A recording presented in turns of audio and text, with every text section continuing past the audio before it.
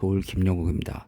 파르메이스 지론, 우주는 하나의 실체이며 하나의 본질이라고 봤다. 그 일자는 존재이며 존재는 창조되지도 않았고 영원하며 파괴될 수도 없으며 변화하지 않고 유일하고 불가분하며 동질적인 실체라는 것이다. 우주는 하나의 실체라는 것이며 변화는 거부된다. 이런 말을 내가 아무리 해봤자 독자들은 이 말을 정확히 이해할 수 길이 없다. 철학을 전공으로 삼고 그 말은 원전 읽은 나이지만 아직도 확연히 이해되지 않는다. 왜 그런가? 파르메이스 논리는 기본적으로 논센스인 것이다. 이해할 필요조차 없는 가치 없는 낭설인 것이다. 그런데 히랍 철학의 대성자인 플라톤이 헤라클레이투스 편에 서질 않고 파르미데스 편에 섰다. 그래서 사유체계 코스모스 노에토스와 감각의 세계 코스모스 호라토스를 완전히 다른 이원의 세계로 갈라놓고 가치론적으로 사유의 세계를 우회로 놨고 거기에 진실성을 부여했던 것이다. 플라톤은 스승 소크라테스의 부당한 죽음 체험에서 그리고 페리클레스 시대의 영화가 사라진 매우 삭막한 시대 자체의 현상적인 카오스를 개탄하면서 감성적으로 인지되는 세계의 비극을 용인할 수 없을지도 모른다. 아리스토텔레스가 플라톤의 이데아론에 대해서 현상론적인 생성을 말한 인물처럼 기술되지만 아리스토텔레스의 에이도스와 휠레의 변증법적인 질서는 이데아론적인 가치론적인 구조 현상적 질서 속에서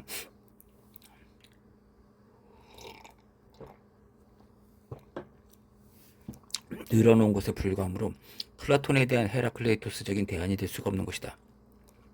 플라톤의 이데아는 헬레니즘 윤리학설로 반습절하고 그것은 결국 아주 악질적이고도 폭력적인 유대교, 기독교적인 종교 이론 그리고 초대교의 완고한 캐리그마 독선과 결합되면서 중세 암흑시대를 연출했다. 성 아우구스티누스와 성 토마스 아퀴너스 철학지 모두 플라톤과 아리스토텔레스 철학에서 기독교 신앙을 덮어씌운 것이며 신의 존재를 정당하게 한 것이다. 여기서도 역시 파르미데스 존재는 막강한 힘을 발휘한다. 나는 생각한다. 고로나는 존재한들 외치는 데카르트 명제도 나의 존재의 근원을 사유로 본다는 뜻이며 여기에서는 사유 존재의 일치를 운운하는 파르미데스 생각이 깔려있다. 탈레스가 추구한 아르케 근대세 철학에 보면 실체라는 개념으로 바뀌면서 자신의 존재를 위해서 타자를 필요로 하지 않는 자기 원인자를 의미하며 동시에 존재의 본질 같은 것을 지칭하게 된다. 이 실체적인 개념이 데카르트에서는 정신과 물질의 자기 원인성으로 분열하여 심신이원론을 형성한다. 근대성의 정철을 낀 서양 철학의 명제가 정신과 물질이라는 독자적인 두 실체를 전제로 해서 성립했다는 사실 자체가 얼마나 저열한 사유에 기반 아래서 서양의 근대가 출발했는지를 말해준다.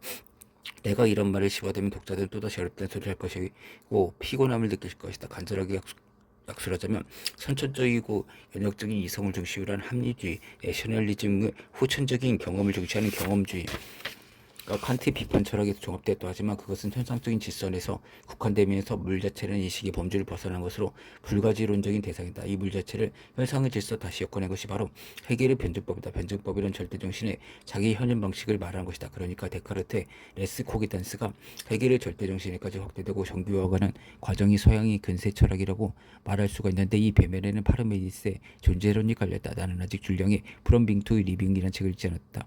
나는 하루를 살기도 너무나 시간이 없고 뻑뻑이만 한데 나의 살기 그 자체를 제쳐놓고 살기에 대한 타인의 심각한 논술을 읽는다는 것은 참으로 교련이다. 우선 책 제목부터 어떻게 번역해야 될지 고민된다. 있기에서 살기로란가 있음에서 삶이로 하는 정도로 번역할 수가 있을 것이다. 빙기란 말은 서양 철학의 전 역사가 존재론적인 탐구 몰두했다는 의미가 될 것 같다. 이에 비해서 중국 철학은 있기보다는 살기, 즉 사람이 어떻게 살아야 되는가에 관한 다양한 존재를 쏟아놓은 사유의 장으로 파악하는 것이다.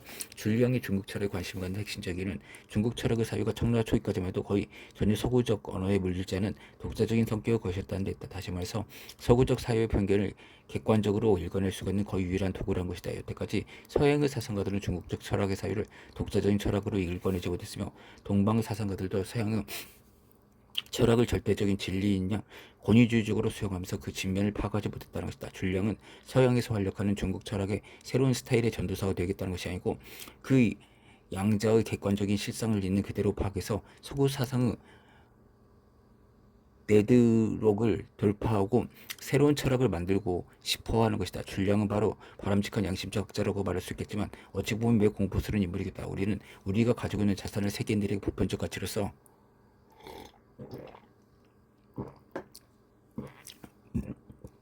새로운 옷을 입혀서 제시하고 있지는 못할 뿐만 아니라 엄두를 내지 못하는 공판에 그는 벌써 동방의 자산을 자기화해서 자기 철학으로 소화내고 있을 뿐만 아니라 세계인들이 어필하고 있는 것이다. 그의 저술은 인기가 높아서 25개국 언어로 번역되어 있다고 한다.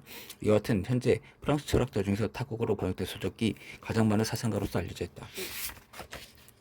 그와 대화를 하려면 중국 고전을 원전 그대로 인용하면서 대화를 할 수밖에 없다고 한다. 이것은 이미 프랑스의 지식사회가 사이놀로지스트의 개념적 구라가 아닌 텍스트 베이스의 엄밀한 논리 영역으로 진입하고 있다는 것을 의미한다. 21세기 지적인 과학이라고 한 것은 우리의 고전이나 사회가 서구 전통이 말하는 존재론적인 성찰을 결여한 철학적 반열에 낄 수조차 없는 잡설이 아니라 서양의 초락에 치우친 독선적 서유가 범접할 수 없는 풍요로운 철학의 바다라는 것을 자각하고 그 당당한 도덕성을 새롭게 정립하는 작업이 될 것이다. 내가 생각한다. 고로 나는 존재한다는 말 대신 나는 씹는다. 고로 나는 존재한다고 말한 것은 서양의 근대성을 근원적으로 거부한 동시에 나는 존재한다가 아닌 나는 산다는 명제를 역의 언어를 빌어서 전명한 것이다. 나는 씹는다라는 말은 문자 그대로 턱을 움직인다는 것이다. 주역 제27개가 산뇌이라는 게인데 위가 산이고 아래가 우레죠. 이는 문자 그대로 턱이라는 뜻이다. 턱이란 보통 상하골과 하하골 그리고 이빨을 가리키는데 우리가 보통 씹는다는 것은 위턱과 아래턱이 같이 움직이는 걸 생각하지만 위턱은 해골에 붙은 것이면 고정된 것을 실제로 저작 운동을 하는 것은 하하골이다. 어떤 생각하기에 악어 같은 것은 위턱이 움직일 것 같지만 기본 구조는 인간과 같아. 위턱을 움직이게 하려면 디자인상 매우 복잡한 문제가 많이 생긴다. 악어 역시 아래턱이 움직여서 저작하는 것이다. 나는 생각한다는 파르메니데스가 말하는 사유를 인간은 본질로서 생각한 인간 존재 파악의 결과입니다. 그래서 나는 씹는다. 이 기간이 살기의 문제에서 생겨나는 인간을 씹는다는 것은 먹는다는 것이다. 먹는다는 것은 기른다는 것이다. 씹지 않으면 생명은 유지되지 않는다. 이 꾀 모양을 보면 괴상 그 자체가 턱의 모습을 하고 있다.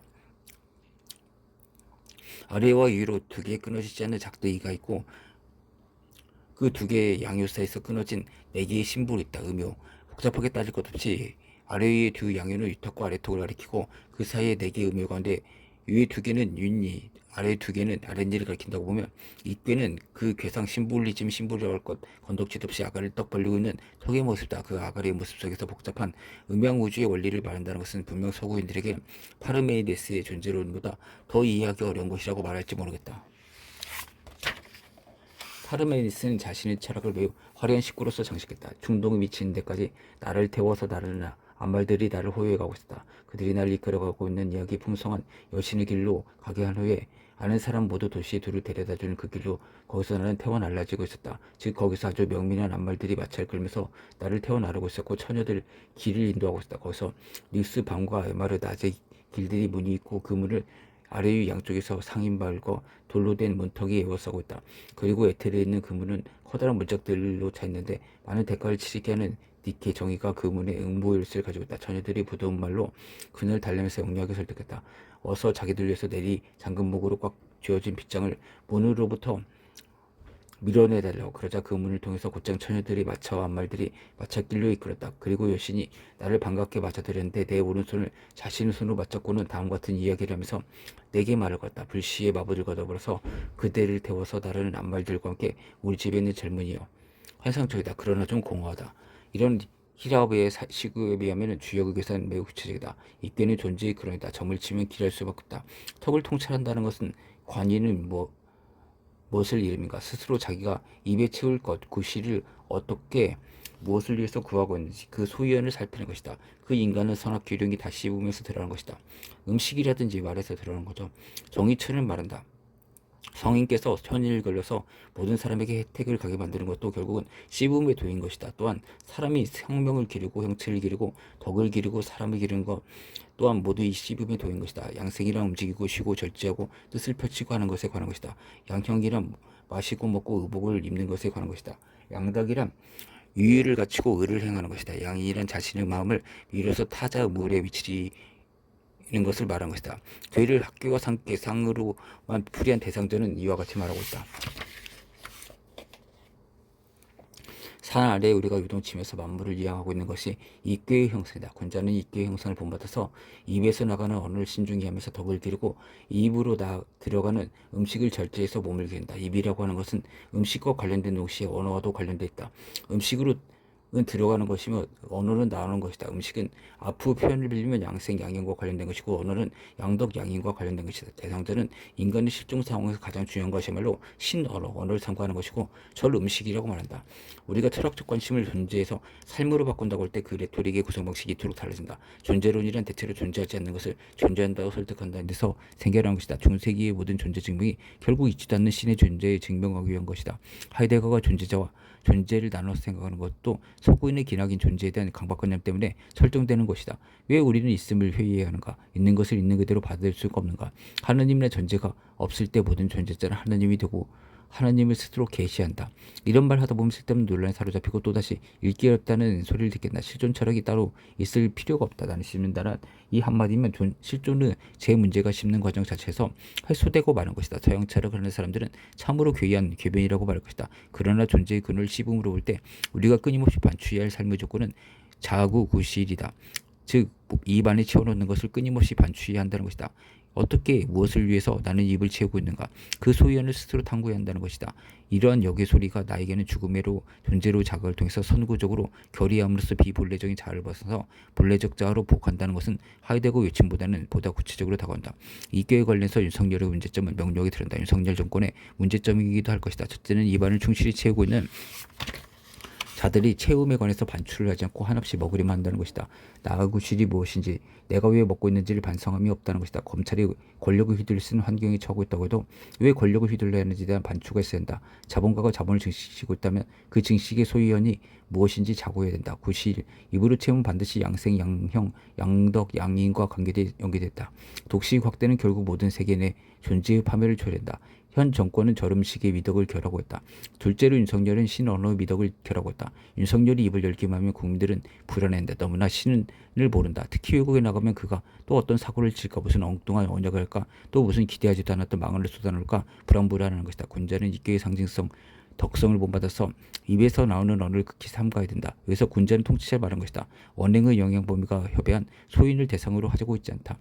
4월 25일 내가 도울TV에 윤 대통령이 국빈으로 미국 방문한다고 해서 신언어관에서 각별한 부탁을 했는데 벌써 회개한 소리가 들린다. 워싱턴포스트 기자와 인터뷰에서 자신은 일본이 100년 전 역사 때문에 용서를 구하면서 무릎을 꿇어야 한다는 생각을 받아들일 수 없다고 말한 것이다. 물론 이것은 일본의 식민지 강점에 피해를 입은 나라 대통령이 할 얘기가 아니라 일본의 저희랑 우익깡패나 할 얘기로 들린다는 것은 이미 충분히 논의됐다. 감각 있는 일본의 정치인조차 할 수 있는 얘기가 아닌 것이다.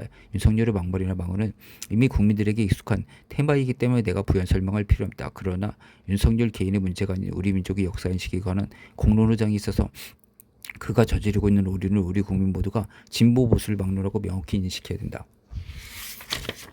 우선 100년 전 역사란 말이 깔린 윤석열의 역사인식의 오류에 관해서 우리는 공분을 일으킨다. 일본의 침략, 강점, 식민지 만행은 100년 전 이야기이다. 광개토 대왕의 비나 삼국사기에서 언급해 있는 유해 문제로부터 이야기했지만 가장 결정적인 사건은 아즈치 모모야마 시대에 무장했던 도요토미 히데요시가 센코쿠를 통일하고 그 다이모들의 이권을 챙겨준 수단으로 조선과 명의 침략을 획책한 사건. 우리나라에서는 보통 임진왜란을 부르는 사건은 실제로 일본의 강점 7년의 세월했으며 300년 후에 일어난 경술국치 사태 못지않은 피지배의 고통을 세월했다.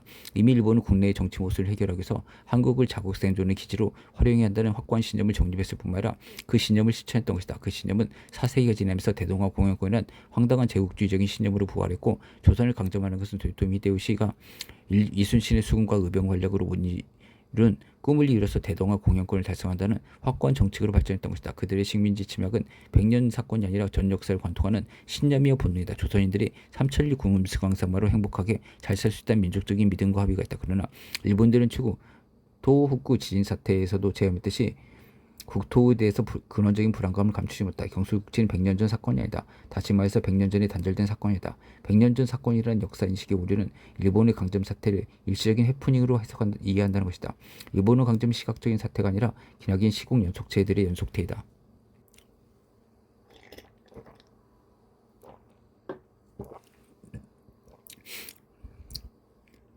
그것은 시기적으로 이미 1894년의 동학농민혁명에 일본군 무력 진압으로부터 시작된 것이다. 전봉준 장군을 신문한 것도 일본 영사 우치다 사다츠키 였다. 그것도 다짜고짜 무자비한 학살로부터 시작된 것이다. 일본군 히로시마 대본영의 병참청과 가와카미 소우로로부터 인천에 있었던 일본군 남부 병참감 앞으로 보낸 정보가 지금 남았는데 그 내용은 다음과 같다. 동학당에 대한 처치는 엄렬함을 요한다. 향후 모조리 살육할 것. 당시 이토 히로부미가 총리 대신했다. 이 명령을 하달받은 인천의 일본군 남부 병참감은 어이가 없었다. 그는 법을 공부한 사람이었기 때문에 일본 정부나 대본영에게 조선의 일반 민족에게 사법권을 발동할 권리가 없다는 전혀 없다는 것을 잘 알고 있다. 대본영이 하달한 동학농민군에 대한 사령명령은 조선의 주권을 침해한 불법적인 명령이었던 것이다. 이런 이유 때문에 사령명령은 조선에 배치되어 있는 현지 부대를 놀라게 만들었다.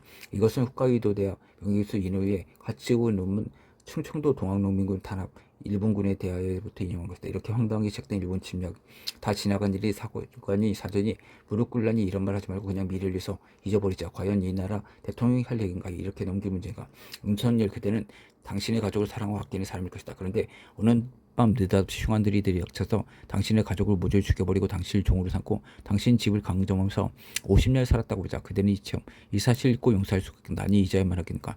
일본은 강도다. 조선의 강토를 처참하게 피로 물든 임진왜란도 아무런 사전의 포고나 연락도 없이 느닷없이 시작된 것이죠. 아니죠. 다 쳐들어갔다 다 얘기했죠. 예. 뭐 대마도도주도 얘기했고 1592년 4월 13일 해가 뉘엿뉘엿 달 무렵 18,000명의 왜군 는 7천여 척의 선박이 분승하여 갑자기 부산 앞바다에 나타나면서 시작된 것이다. 진실로 대규모 강도단이다. 더 이상 자세한 얘기는 하지 말자. 단지 신채호 선생이 쓴 조선혁명선언 첫 구절만 인용하기로 하자. 일명 의열단 선언이라고 한다. 1923년 1월 상해에서 작성된다. 강도 일본이 우리의 국호를 없이하며 우리의 정권을 빼앗으며 우리의 생존적 필요 조건을 다 박탈했다. 경제의 생명인 산림, 천택, 철도, 광산, 어장, 내지 소공업, 원료까지 다 빼앗아서 일체의 생산 기능을 칼로 버이면서 도끼로 끌고 토지세, 가옥세, 인구세, 가축세, 백일세, 지방세, 주초세, 비료세, 종자세, 영업세, 청결세, 소득세, 기타 각종 잡세가 축일 증가해서 날마다 좀 혈액을 인대로 다 빨아가고 도처 우리 거주민들을 도륙한다. 촌락을 불사른다. 재산을 약탄다. 부녀를 고육한다. 목을 끌린다. 산채를 묻는다. 불에 살른다 또는 한 몸을 두 동가리 세 동가리 내서 죽인다. 아동을 악행한다. 부녀의 생식기를 파괴한다 하여 할 수 있는 데까지 참혹한 수단을 써서 공포와 전율로 우리 민족을 압박하여 인간을 산손장으로 만들려고 하는도다. 이상의 사실에 의거하여 우리는 일본 강도 정치 즉 이족 통치가 우리 민족 생존의 적임을 선언하는 동시에 우리는 혁명 수단으로서 우리 생존의 적인 강도 일본을 살벌함이 고 우리의 정당한 수단임을 선언하노라.